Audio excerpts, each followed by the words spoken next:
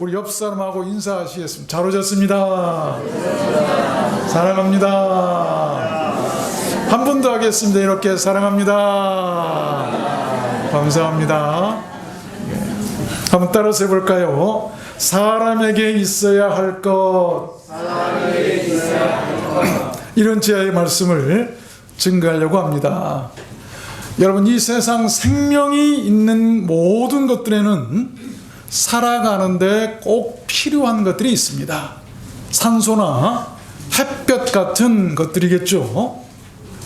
그것들을 얻거나 소유하지 못하면 그 생명체는 살지 못하고 죽습니다. 우리들 인간도 마찬가지고, 특별히 우리들 영혼은 더 그렇습니다. 반드시 있어야 할 것들이 있어야 돼요. 그래서 저는 오늘 말씀을 받들어서 우리 인간이 살아갈 때 있어야 할 그것들이 무엇인가를 여러분들께 증거해 드리려고 하는 것입니다. 하나님은 우리들 인간 속에 무엇이 있어야 할 것을 잘 알고 계세요. 왜 그럴까요? 인간들을 창조하셨기 때문에. 그래서 다 아시고 다 주세요. 예수님께서도 이렇게 말씀하셨어요. 너희 천부께서 이 모든 것이 너희에게 있어야 할 줄을 아시느니라. 다 알고 계신다. 여러분, 여러분이 살아가는데 여러분의 인생에 있어서 꼭 필요한 것이 무엇이라고 생각해 보셨습니까? 오늘 말씀으로 우리들 인간 속에 진정으로 있어야 할 그것들이 무엇인가 알아서 그것들로 인해서 행복해지고 더 잘 사는 것을 넘어서 궁극적인 우리 인생들의 문제나 아픔이나 상처들까지도 모두 치유되는 그런 역사들이 우리 모두에게 오늘 있었으면 좋겠습니다.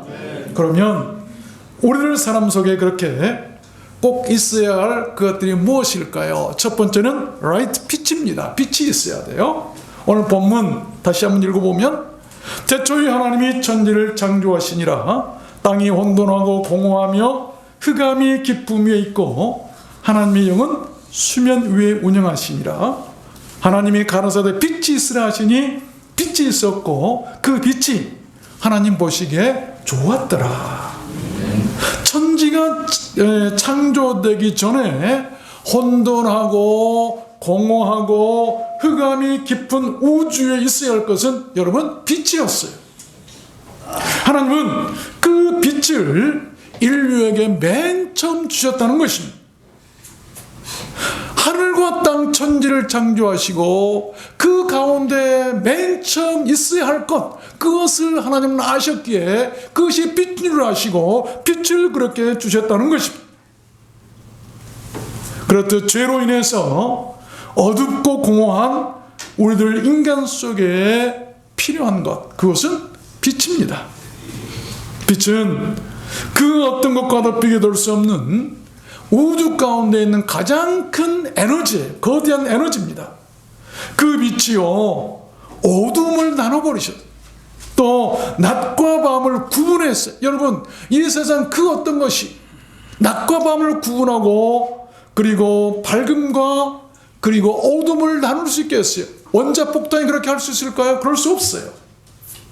빛이 임하는 곳에 어둠이 물러가고 보기 좋은 일들이 일어났었고 그 일들이 시작되었던 것을 우리는 창조를 통해서 알 수가 있습니다. 빛이 있어야 돼요. 빛. 욥기서 3장에 보면 이런 말씀이 나와요.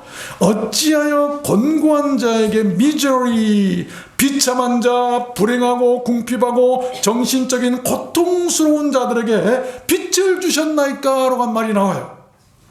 빛이 인간의 곤고함을 치유한다라고 하는 그런 말씀입니다. 아십시오. 그 빛이 무엇일까요?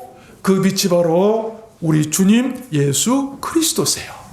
그리스도세요. 그래서 하나님께서 어둠에 있는 이 세상 가운데 빛으로 그 아들 예수 그리스도를 보내셨던 것입니다. 요한복음 1장에 보니까 태초에 말씀이 계시니라. 이 말씀이 하나님과 함께 계셨으니 이 말씀이 곧 하나님이시라. 그가 태초에 하나님과 함께 계셨고 만물이 그로 말미암아 지은 바 되었으니 지은 것이 하나도 그가 없이는 된 것이 없느니라. 그 안에 생명이 있었으니 이 생명은 사람들의 빛이라. 우리 사람들의 빛 대신 예수 그리스도, 여러분 그 빛을 발견하고 그 빛을 받아들이고 그 빛이 여러분 안에 비치게 하십시오. 빛이 없으면 우리 인간들 영혼은 살 수가 없어요. 그 빛의 힘에 어둠이 물러가고 새로운 세계가 열립니다. 그 열린 새로운 세계가 바로 성경에서 말하는 하나님의 나라예요. 빛을 받은 사람 속에 천국이 이루어진다는 것입니다. 빛이신 예수 그리스도를 여러분 마음속에 영접하셔서 그 빛이 여러분 안에 있을 때 여러분 마음이 천국으로 변하게 될 줄로 믿습니다. 요한복음 1장에 보면 참빛 곧 세상에 와서 각 사람에게 비치는 빛이 있었다라고 말씀하죠. 그가 세상에 계셨으며 세상은 그로 말미암아 지은 바 되었을 때 세상이 그를 알지 못하였고 자기 땅에 오매 자기 백성이 영접지 아니하였으나 영접하는 자 곧 그 이름을 믿는 자들에게는 하나님의 자녀가 되는 권세를 주셨다고 말씀을 하셨어요. 빛, 그 빛이 우리로 하나님의 자녀가 되게 하는 것이다. 여러분 빛이 있는 사람이 되시길 바랍니다. 빛을 받는 사람이 되세요. 나를 우울하게 하고 괴롭게 하던 어둠이 내 안에서 모두 사라지고 하루하루가 밝아지고 감사와 기쁨이 찬송이 충만하게 될 줄로 믿습니다. 그 빛이 올 한 해 여러분 안에서 충만하게 비춰지시기를 주님의 이름으로 축복합니다. 두 번째입니다. 우리를 사람 속에 꼭 있어야 할 것이 또한 무엇일까요? 두 번째는 blessing, 복입니다. 복이 있어야 돼요. 창세기 1장 27절 보니까 하나님이 자기 형상 곧 하나님의 형상대로 사람을 창조하시되 남자와 여자를 창조하시고 하나님이 그들에게 복을 주시며 그들에게 이르시되 생육하고 번성하여 땅에 충만하라. 하나님이 창조하신 세상을 번성케 하고 충만하게 하는 것은 여러분 복입니다. 하나님은 그것을 아셨어요. 그래서 자신의 형상대로 지으신 사람들에게 제일 먼저 복부터 줬다는 것입니다. 하나님께서 세상을 창조하시고 어둠 가운데 있는 세상을 창조하시고 그 세상 가운데 맨 먼저 주신 것은 빛이었어요. 그리고 다 창조하신 다음에 맨 나중에 인간들을 창조하시고 그 사람들에게 맨 처음 또한 주신 것이 뭐였어요? 그것이 복이라는 것입니다. 왜? 그것이 우리 인간들에게 꼭 있어야 할 것이기 때문이에요. 사람이 하나님의 거룩한 영상을 유지하며 살아가기 위해서는 하나님이 주신 그 복이 있어야 돼요. 그 복을 받아야 돼요. 그래야만이 하나님의 형상대로 살아갈 수가 있어요. 그래야 인간답게 살 수가 있는 거예요. 여러분 안에는 무슨 복이 있고 세상을 무엇으로 살아가십니까? 이사야 19장 보면 만군의 여호와께서 복을 주어 가라사대 나의 산업 이스라엘이여 복이 있을지어다. 하나님은 누구에게 복을 주셨어요? 나의 산업 이스라엘. 이스라엘, 하나님의 산업인 그의 자녀들, 그의 백성들이에요. 우리가 하나님의 백성으로 살아갈 때 하나님께서 우리를 산업으로 삼아주시고 복을 주시겠다고 한 말씀이에요. 역대상 17장에 보면 다윗 왕이 이런 고백을 하죠. 주께서 종의 집에 복을 주사 주 앞에 영원히 두시기를 기뻐하시나이다. 다윗은 알았어요. 주의 종들에게 복을 주시는 거예요. 주의 종으로 사세요. 그리고 주 앞에 영원히 두시기를 하나님의 복은 다른 거 아니에요. 주 앞에서 영원히 사는 것이 역대하 31장에 보니까 우리가 족하게 먹었으나 남은 것이 많으니 이는 여호와께서 그 백성에게 복을 주셨습니다. 복을 받는다고 하는 증거가 뭐죠? 쓰고 남는 거예요. 먹고 남는 것이 복이에요. 복. 시편 78편에 보니까요, 저희에게 만나를 비같이 내려 먹이시며 하늘 양식으로 주셨나니. 무엇이 복입니까? 하늘 양식으로 먹고 사는 것이 복이에요. 에스겔서 34장에 보면 내가 그들에게 복을 내리며 내 산 사면 모든 것도 복되게 하여 때를 따라 비를 내리되 복된 장마비를 내리리라. 때를 따라 필요에 따라 여러분 주시는 것이 하나님의 복이에요. 신명기 28장에 보니까 네가 네 하나님 여호와의 말씀을 순종하면 이 모든 복이 네게 임하며 네게 미치리니 성읍에서도 들에서도 복을 받을 것이며 네 몸의 소생과 토지의 소산과 짐승의 새끼와 우양의 새끼가 복을 받을 것이며 네 광주리의 떡반죽 그릇이 복을 받을 것이며 네가 들어와도 복을 받고 나가도 복을 받을 것이라. 어떤 사람에게요? 순종하는 자들에게 복을 약속하셨어요. 복은 조건이라고 그랬어요. 늘 말씀드립니다만 영혼 구원은 선물로 은혜로 그냥 받았어요. 이것은 우리의 노력이나 우리의 어떤 애씀으로 영혼 구원 받는 게 아니에요. 행위로 받는 게 아니에요. 하나님의 은혜로 아들 독생자 예수 그리스도를 보내셔서 우리 죄를 위해서 돌아가게 하심으로 우리의 죄가 사해짐으로 은혜를 우리는 받았어요. 그러나 복은 아니에요. 복은 복을 받을 만한 일을 하는 사람에게 주시는 거예요. 그렇죠? 그래서 우리가 순종해야 된다는 것입니다. 에레미야 11장에 보면 무릇 여호와를 의지하며 여호와를 의뢰하는 그 사람은 복을 받을 것이라. 조건이 나오죠. 어떤 사람이 복을 받습니까? 여호와를 의지하며 여호와를 의뢰하는 사람이 복을 받을 것이다. 그래서 모든 축복은 성경에 보면 조건절로 돼 있어요. 구원은 조건이 없어요. 그냥 우리가 믿으면 받아. 그렇죠? 그런데 복은 반드시 복 앞에 너희들이 이렇게 하면 내가 복을 줄 것이다 라고 되어 있다 이 말입니다. 아십시오. 피조물인 우리 인간은 여러분 복이 필요합니다. 하나님은 복 주시기를 원하시고 즐겨하신 분이세요. 하나님의 말씀에 순종하고 하나님을 의지하고 의뢰하십시오. 그러면 복을 주십니다. 올 한 해 여러분 안에 그 하나님의 주시는 복이 넘치도록 풍성하시기를 주님의 이름으로 축복합니다. 네. 세 번째입니다. 우리들 사람에게 또한 꼭 있어야 할 그것이 무엇일까요? 세 번째는 페이스, 평강입니다. 평강이 있어야 돼요. 이사야 57장 19절 보면 나 여호와가 말하노라 피스 피스 평강이 있을지어다 평강이 있을지어다. 두 번이나 반복해서 말씀하세요. 내가 그를 고치리라. 평강이 우리 사람들을 고친다라고 한 말씀이에요. 예수님께서 부활하신 다음에 제자들에게 맨 먼저 선물로 하시죠. 뭘 선물하셨어요? 너희에게 평강이 있을지어다. 하나님께서 세상 우주 만물을 창조하시고 맨 처음 주신 것은 복이었어요. 그 다음에 사람을 창조하시고 그들에게 맨 처음 주신 것은 빛이었고, 그리고 사람들에게 맨 처음 주신 것은 복이었고, 세 번째 부활하신 다음에 두려움에 떨고 있는 그 제자들에게 맨 처음 주신 것은 평강이었어요. 평강. 하나님은 또 우리들 인간 안에 그렇게 평강이 있어야 할 줄을 아신다는 것입니다. 그래서 평강을 주시고 그 평강으로 아픔을 고치고 치유했던 것을 볼 수가 있어요.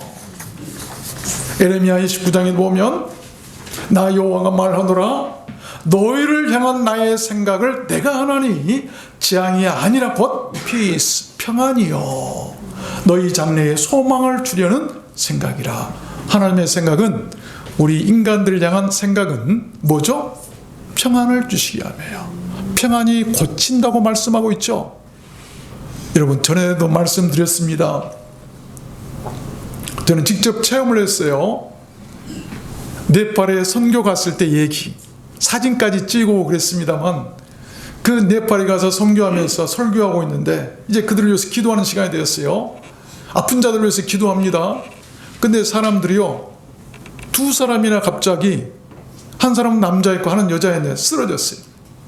그래서 바들바들 떨면서 막 입이 돌아가고 난리가 났어요. 그랬더니 옆에 있던 선교사님이 뭐라고 하냐면, 목사님, 저 귀신 들렸습니다. 귀신 들렸어요. 여러분, 네팔이라는 나라 가보면요, 귀신이 덕지덕지 있는 것을 느낄 수 있어요. 너무나 우상단지들이에요. 수만 가지가 우상이에요. 모든 것이 신이에요. 그래서 그들이 못 견디고 기도 앞에서 쓰러지더라고요. 그래서 제가 갔어요. 그리고 그 사람에게 기도하는데 쓰러져서 막 이렇게 뒤틀리고 몸이 막 바닥에 쓰러져 있는데, 손을 대고 기도하는데 하나님께서 내 마음속에 평안을 빌어라, 평안을 빌어라 말씀을 주세요. 그래서 그가 다른 기도 안 했어요. 평안할지어다. 평안할지어다. 그랬더니 다른 기도도 안 했어요. 그랬더니 그 사람이 그냥 털고 일어나서 온전하게 일어나는 걸 볼 수가 있었어요. 그래서 평안이라고 하는 것이 얼마나 큰 능력인지 몰라요. 여러분 안에 평안이 있으면 모든 질병도 치유가 되고 모든 귀신들도 떠나가게 될 줄로 믿습니다. 악한 영들이 주의 평안 안에 넘어지는 거예요. 평안해야 돼. 평안해야 돼. 또 역대하 14장에 보니까 여호와께서 아사에게 평안을 주셨으므로 그 땅이 평안하여 여러 해 싸움이 없는지라 제가 견고한 성읍들을 유다에 건축하니라 우리가 주를 찾았으므로 주께서 우리에게 사방에 평안을 주셨느니라. 여호사밧의 나라가 태평하였으니 이는 그 하나님이 사방에서 저에게 평강을 주셨음이니라. 사방에서 평강을 줄 때 여러분 형통하고 견고한 성읍들도 건설될 수 있다라고 하는 그런 말씀이에요. 갈라디아서 6장에도 말씀해 보니까 무릇 이 규례를 행하는 자에게와 하나님의 이스라엘에게 평강과 긍휼이 있을지. 어디에 평강이 있다고요? 하나님의 이스라엘에게. 누가복음 24장에도 보면 예수께서 친히 그 가운데 서서 가라사 너에게 평강이 있을지어다. 부활하신 예수님께서 문을 걸어 잠그고 두려워서 떨고 있는 제자들에게 오셨어요. 그들에게 맨 먼저 뭘 주셨다고요? 평강이 있을지어다. 너희들에게 평강이 있을지어다. 하나님의 생각을 아시고 그의 규례를 지키시고 그의 백성으로 사시기를 바랍니다. 평강을 주실 거예요. 올 한 해 그 하나님의 평강이 여러분 가운데 넘치도록 충만하시기를 주님의 이름으로 축원합니다. 마지막 네 번째, 우리들 사람 속에 꼭 있어야 할 그것이 또한 무엇일까? 네 번째는 grace, 은혜입니다. 고린도후서 13장 13절 보면 주 예수 그리스도의 은혜와 하나님의 사랑과 성령의 교통하심이 너희 무리와 함께 있을지어다. 축복이죠. 그렇게 또한 하나님은 그의 자녀들에게 은혜 주시기를 원하고 거기에 사랑과 성령의 교통하심이 있기를 원하십니다. 우리들은 모든 인생은 무엇보다 그렇게 은혜만 있으면 되는 거예요. 은혜가 있어야 돼요. 창세기 6장에 보면 그러나 노아는 여호와께 은혜를 입었더라. 은혜에 대한 축복의 말씀이에요. 가장 은혜에 대한 잘 표현된 말씀이라고 생각해요. 여러분, 재앙이 와서 홍수가 나서 세상이 멸망을 당할 때에 노아의 가족만 구원을 받죠. 방주에 들어가서 그것을 성경이 뭐라고 표현하고 계십니까? 그러나 노아는 하나님께 은혜를 입었더라. 은혜 받은 사람은 구원받는다는 거예요. 은혜 받은 사람은 하나님께서 심판 가운데 보호하시겠다는 말씀이에요.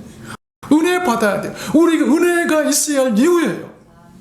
출애굽기 20장에도 보면 나를 사랑하고 내 계명을 지키는 자에게는 천대까지 은혜를 베푸느니라. 노아가 의롭게 살았기 때문에 은혜를 입었어요. 조건적으로 되어 있죠. 또 여기도 보니까 하나님을 사랑하고 그 계명을 지키는 자에게 천대까지 은혜를 베푸시겠다고 약속하고 있어요. 민수기 6장에도 보니까 아론과 그 아들들에게 고하여 이르기를 너희는 이스라엘 자손을 위하여 이렇게 축복하여 이르되 여호와는 네게 복을 주시고 너를 지키시기를 원하며 여호와는 그 얼굴로 네게 비치사 은혜 베푸시기를 원하며 여호와는 그 얼굴을 네게로 향하여 드사 평강 주시기를 원하노라 할지니라. 내 이름으로 이스라엘 자손에게 축복할지니 내가 그들에게 복을 주리라. 여러분, 아론과 제사장들에게 이르라 하신 말씀인데 사람이 그 사람을 위해서 은혜를 받기 원하고 사람이 그 사람에게 평강을 빌어주면 그 말을 듣고 하나님께서 그대로 복을 주시겠다고 말씀해요.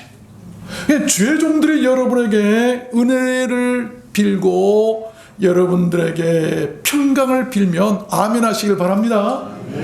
그러면 그대로 해주시겠다고 말씀해요.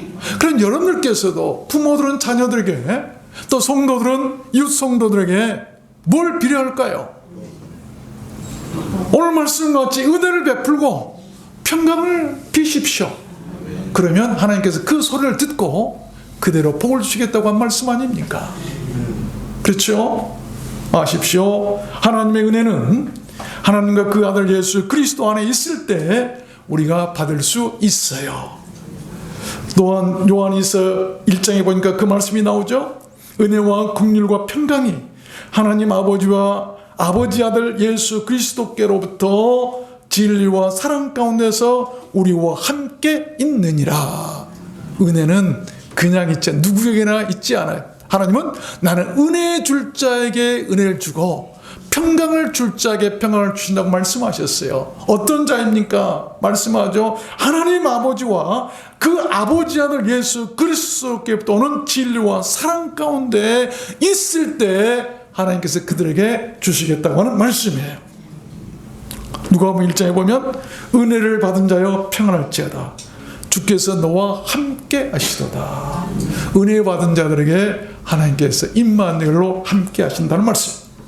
갈라디아서 6장에 보면 형제들아 우리 주 예수 그리스도의 은혜가 너희 심령에 있을지어다. 왜? 우리 심령에 있어야 할 것은 은혜이기 때문이에요.